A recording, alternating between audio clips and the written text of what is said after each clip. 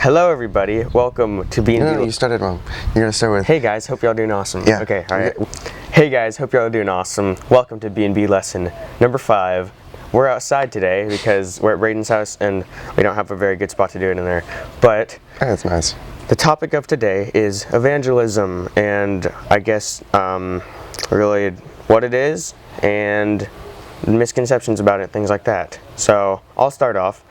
So when I was like in 7th grade, when I actually became I started following Jesus and reading the Bible, I was very pushy with people, and that like I didn't really know, like I thought I was doing everything right. I was like, I just gotta go and like tell people like, if you follow Jesus, you're gonna be awesome, but if you don't, it's not gonna work out for you. That's what I would be like. But so that ended up just pushing like everyone away, and I was like, there's got to be a better way to do this.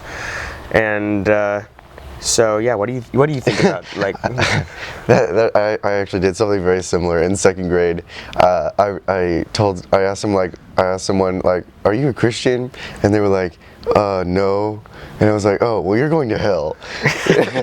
And so that did not turn out very well. I ended up going to the principal, and they were like, okay, you can't be telling people that they're going to go to hell if they're not Christians. I'm like, but why? It's true. And luckily my principal was a Christian, so they're like, yes, that is true, but you can't tell them that. I'm like, Yeah. So then after like several talks with my parents, I realized that there was several different other ways to talk to them. And that you didn't have to be like necessarily like so pushy or like so straight to the point. You could just be like a friend, having like a conversation with them, or being there for them and like being honest in them, and them knowing that you're a Christian. Just the way you act and knowing that you're a Christian just kind of shows them what like being a Christian's all about, I guess. Yeah. Okay, so that's one problem. It's just don't condemn them to hell. First lesson to take away: don't condemn anyone to hell. They'll get upset with you. Yeah. They'll probably never listen to you again. You could end up going to the principal. Another problem is being too not brave, too timid. Okay, so if you're being too timid and you're kind of ashamed of what you believe because you don't want other people to think wrong of you, that's another problem, because then you're not reaching out to people and people aren't, I guess, hearing what they need to hear. You're not planting seeds and you're not doing what God commanded, which Jesus commanded us to go out and make disciples. So yeah, and also like, I don't know, you could be just by your actions too. They speak a whole lot louder than words a lot of the time, and just being honest or being there, you know. yeah, honesty. That's what I was about to talk about, is like, so when I started to change my mind focus of how I'm supposed to like make disciples, when I was reading the book of Daniel. So basically Daniel was he was like the servant of this king, and so basically he interpreted dreams for him, and he was just honest with them. And that's something that I really took out from Daniel, is that he wasn't ever pushing them. He wasn't ever just like telling them that whatever they're doing is wrong. But when they came to him, he just told them the truth. He was honest with them. He told them, look, this is what's like happening. This is why things are going wrong in your life.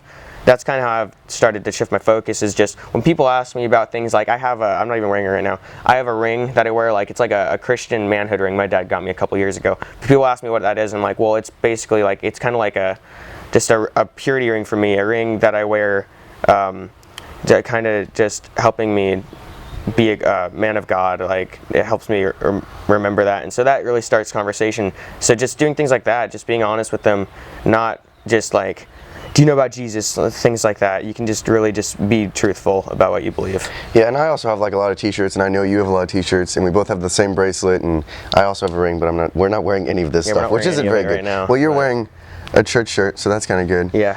And we don't do that necessarily. I don't, at least. I don't do it to like brag or like show off, like, hey, I'm a Christian, I've got all these cool t-shirts and stuff. Like, no, I most of the time I just do it like to see if anyone wants to start a conversation about it, and like if they'll ask or bring it up, and then I can start a conversation off that and off their interest, I guess, and that's what really helps to bring them out, like, and not be like so pushy about it necessarily either.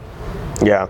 And you have to be able to take criticism in all of this. Yeah. Like, a lot of people just don't want to listen, and that's okay. You're not going to be able to just automatically make everyone. Yeah, you got to be able to take like people's criticism, which is fine. You plant the seed, and so maybe like at the moment they're really mad, they're going through something. You don't always know but you planted the seed, and it's God's job to do the work. It's never our ability, it's always His.